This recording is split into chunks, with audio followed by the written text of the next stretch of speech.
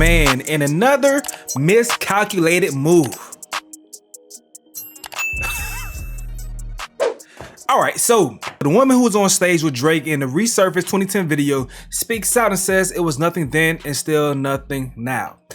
Alright, let's see what she gotta say. So, this lady name is Tia J, says nothing then and it's nothing now. She shares it and says this was purely for a stage act. I was 17 years old and I'm 31 now. It was nothing then and it's nothing now. She continues to say, regarding the video that's going around, I was 17 back then and I'm 31 now. This was a concert that my dad took me to back in high school. Hold on. Drake's entourage actually picked me out from the crowd of people, not Drake himself. By the way, performers always bring up fans on stage as a part of this show. It was nothing then and it's still nothing now. Now that I have cleared up these false narratives, I'm going back to study for my law school exams. Wish me luck. Couple things. One, you still was 17. You still was 17, and after you mentioned that you were 17, he then proceeds to tell you that you're thick. I can't go to jail yet, man. 17? Why do you look like that? You thick. Look at all this. He enjoyed feeling your breasts on his body. This is 17. I had fun. I don't know if I should feel guilty or not, but I had fun. I like the way your breasts feel against my chest and stuff. And then he proceeds to go and kiss you. After. And the reason that is found to be weird is because a young 17-year-old girl is impressionable. So it's not far-fetched for her to accept the advances from a superstar, an adult superstar. But let's see if this is changing the culture's perception. Drake's entourage picked me. If only the entourage had been mentioned at any point during this beef. He got sex offenders on Hovio that he keep on a monthly allowance. They be streaming hunting victims all inside of their home and calling them tender. And your homeboy needs a subpoena. That predator moving flocks. Yeah, see what I'm saying? That's like the worst thing to say right now. I'm absolutely folding my arms and judging you if you think it's okay that Drake kissing and touching on a 17-year-old is okay because the 17-year-old said it's okay. Please show your true colors. You just know we looking at you crazy. Just because you're okay with it doesn't mean it was right. Grown mentality. Jay-Z was 30, Beyonce was 18 in an actual relationship, not just a fan coming on stage, then leaving and never being seen together, yet nobody cares. Selective rage in the industry happens so often. It's comedy at this point. That's a fair point. Y'all mad because the law protected him. He probably made that girl dreams come true. She was 17. What? 98% had meat in y'all mouth at 15. I don't know why y'all pretending like she ain't of age to know what happened. I could see if she was 27 to 35, he was still young himself. Okay, do y'all agree with that point? Let me know. This helps Kendrick's case. My friend from work is 43 and his wife is 35. They've been together for 19 years. He was 24 years old and she was 16 when they started dating. So 23 and 17 is nothing, especially when 17 is legal age in a lot of states. Colorado in particular, 16 is not legal age. Okay, that's that person's point. Do you agree with it? The most disturbing thing was his commentary after finding out that she was 17. I don't care how old he was, he should have kept that. Because he expressed that he knew that something was wrong with it and then continued to say things after that point and then continue to kiss it. That's weird. That's where the weird part comes in. He says you thick in front of your dad. That's y'all seen when I paused earlier after reading it, like, your dad allowed all that to happen. So matter of fact, shout out to the dude named Gilo. I think I'm saying it the right way, but it's Hood Nicodemics on Instagram, but they say Gilo exclusive. 17-year-old from Drake's 2010 concert. Tia Owens seems to be heavily connected to the music industry and still was around Drake years later. So this is her and this is her here. All right, that's Drake, of course. I know y'all know this guy's face, right? All right, so crazy how she was still cool with Drizzy, still went to his private parties 8 years later. Memories at the OVO party. Drake is such a good friend. He stays in touch with all his girls. It was nothing then and nothing now. Drake can pick her out, one and done, right?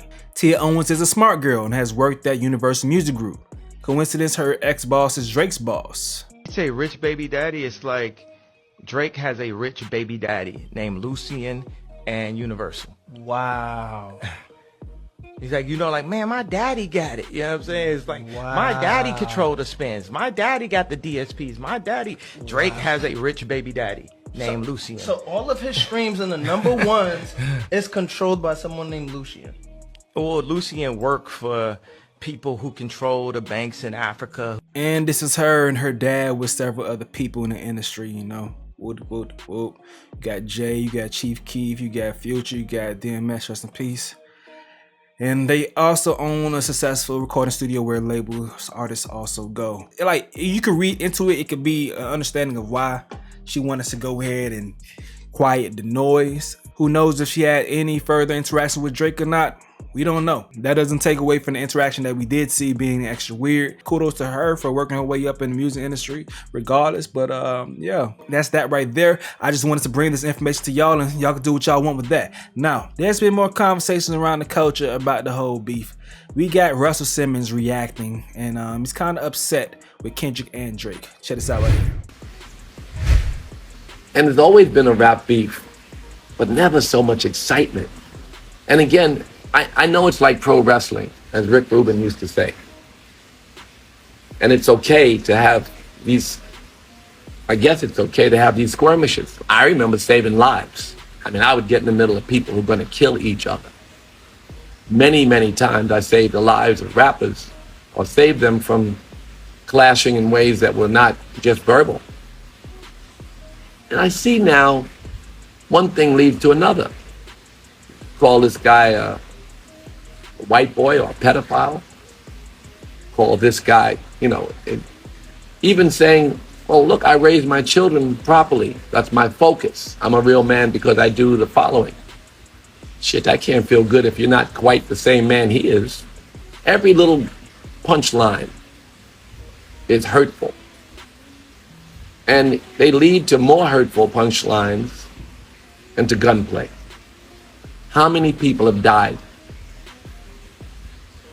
in hip hop for over rap beat or drill music?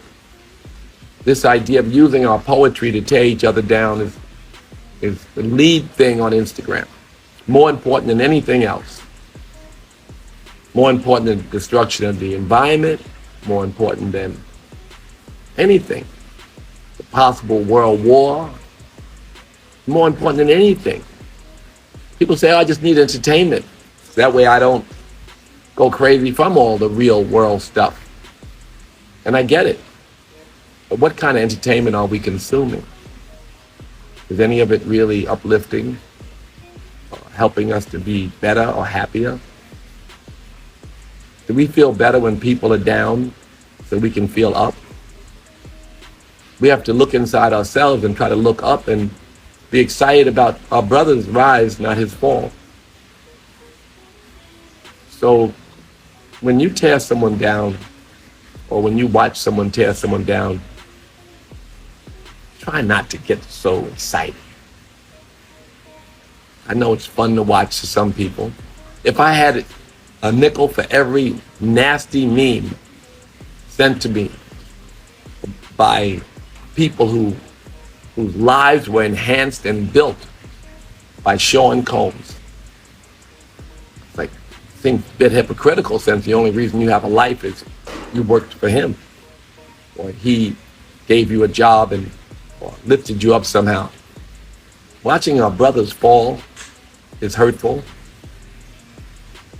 Having everybody get together and laugh at our brothers fall, or supporting the tearing down of our brothers, it's tough.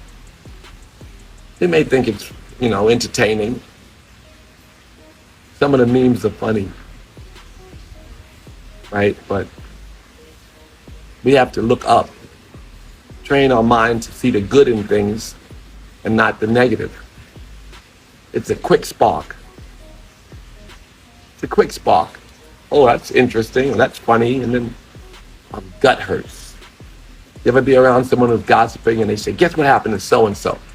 The first thing you say is, what? And then they tell you the story and you guys think about it and maybe laugh about it. And then the next time they say, and guess what else happened? And you say, what? And then you're like, drained. You feel sad, you feel sick.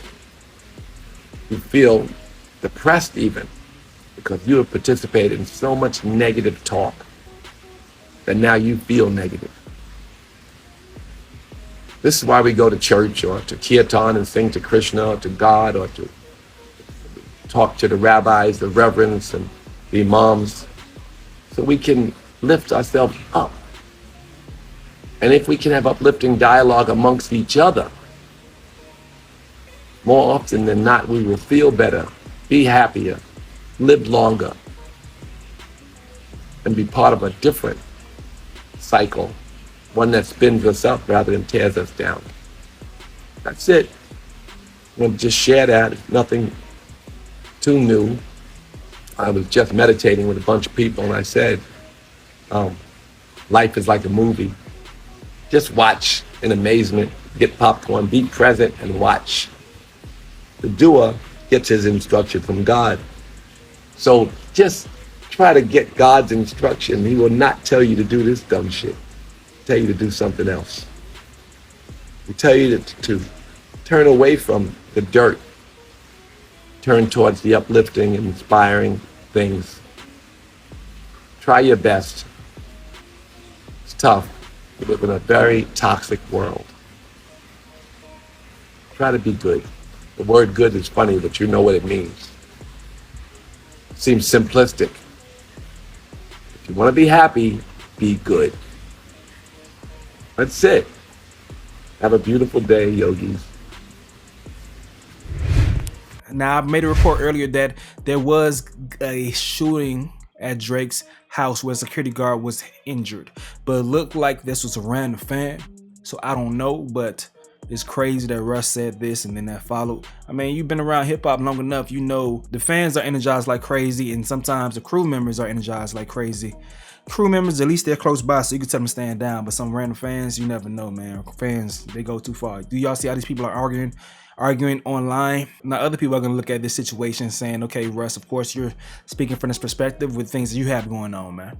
You know, so of course you're going to be like, man, y'all need to stop throwing dirt on each other's names, especially sending me memes about Diddy. Y'all going to be talking about me now. Chill out. Y'all making the block hot. Chill out. Now, Wyclef Jean, he shared this, says, as someone who came up with battle rap being a part of the culture in New Jersey and Brooklyn, here is my opinion as a Fuji. He puts Drake versus Kendrick in true form of battle rap, anything goes. The key is to be ready with what's called a rebuttal, which means you get to respond back to every diss track as it comes out. You get to put facts to any lies that you feel your opponent has cast on you, Wyclef Jean. So that's his opinion. That's what he's saying. Let me know what y'all think about that. Now, Boosie Badass says, I've never seen so many men excited to see men tearing each other down through music, shaking my head. The men are more excited than the women. LOL. I came in the casino, motherfucker leave his girl and asked me, Boosie, who do you think going down, Drake or Kendrick? Shake my head like, that's what you're thinking about with a baddie on your side? Question for the world. Do y'all really want one of these great artists' career done because they lost a rap battle? Do y'all want all that they have done for hip hop overshadowed by rap beef? They talking about children, baby mamas, dirt, fiancés, mother engine, pedophiles, etc. Shit done got real. I hope y'all don't think these artists and crews shaking hands and smiling when they see each other. Nobody gonna be safe in the next artist city. Not to mention when other artists start picking sides and getting involved. I shake my head. That's when it gets serious. Just speaking facts. Boosie speaking from a point of experience. You know, people aren't gonna want to hear what he has to say based on his past, his lifestyle. They're not going to want to hear what he got to say, but he's speaking from a place of experience. I agree, especially on Kendrick's side. If you go to LA and you are kind of being disrespectful to their guy, I think they may check you. It may not get to violence, but you will get checked at least. It may be the same thing in Toronto. You've seen what happened with Pusha T. The beef did lead to someone being injured. So Boosie, they're going to call you a hypocrite, but I understand where you're coming from. Now, in other news, this is going viral with this dude breaking down the failures of Drake's Heart Part 6, in particular, the lines about the molestation. Check this out right here. Well, he misreads the text. He reads the text. This is why it's very important.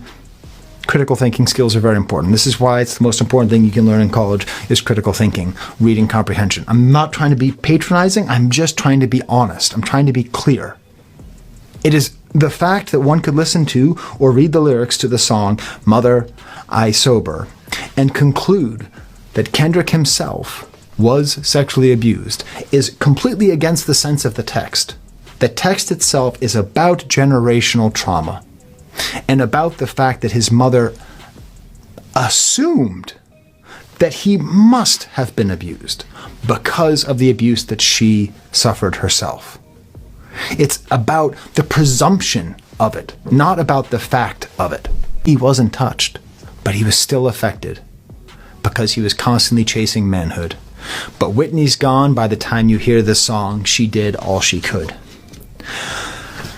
Drake, you sent us back to this song, and in this song, Kendrick Lamar told us that Whitney left him. And now we're supposed to sit there and listen to your track where you say, how come you haven't talked to Whitney in 6 months? It's like we know why. We know why. Because their relationship couldn't survive the results of the trauma that he suffered. And it wasn't SA, it was other stuff. And it's such a beautiful song, and it's so powerful, and it's so meaningful. And it's something that Kendrick can bring us. And it's a reminder, Drake, that you can't. You just lack the self-awareness. And dude, that's all right. I love, the Stooges. Like proto-punk from the 60s, Is Iggy Pop in 1969 capable of writing a song called Mother I Sober? No. Not all music has to be all things all the time, but this is a very special thing. And you are attacking a man who is capable of doing something uniquely well in the art that you yourself practice. And in your effort, he simultaneously referred. All right, now outside of all that, Metro Boomin is catching some smoke from some old tweets. He was saying some risky things, but at a point in time, he was like a kid. He was like 16 to 18 in his time range, but he was saying some wild stuff. This one, he was probably like 19. She gonna suck me whether she like it or not. That's what Molly is for. This one, he was probably 17 or 16, 17. He says, I'm trying to tell one of my followers that age ain't nothing but a number. I'll be the charge. They said this is a little girl that's 13. He says, I'll be the charge. At this point in time, he's still 17. They say walking through the grocery store with both hands in my khakis like a true pedophile. He says, I can't be a pedophile at 15, nigga, no pedo. So 2011, he would have been 18. Here he says, I always let my sister get on Facebook from my laptop, but this ish just gotta stop. She gonna have your boy on MSNBC with Chris Hansen. Obviously right there, he's saying that the things that his sister is doing online may even look like he's doing it. So yeah. But yeah though, the things he's saying was wild. Back then, Twitter was wild. Beginning of Twitter was the wild, wild west, boy. And I know kids is on here acting a fool. Kids is on there acting a fool, boy. If you got a Twitter, you better delete all your tweets from 2014 and earlier, bro. Delete all them shits. Because everybody was saying whatever, anything. It was first time social media, so and around that time we had much more of a darker humor. It was bad. But let me know what y'all think about that. Do you think Metro Boomin is a hypocrite for these things and laughing at Drake? Do you think he's a hypocrite? Let me know what you think in the comment section below. I'm going to get up out of here though. This is another update with Stace. Yo.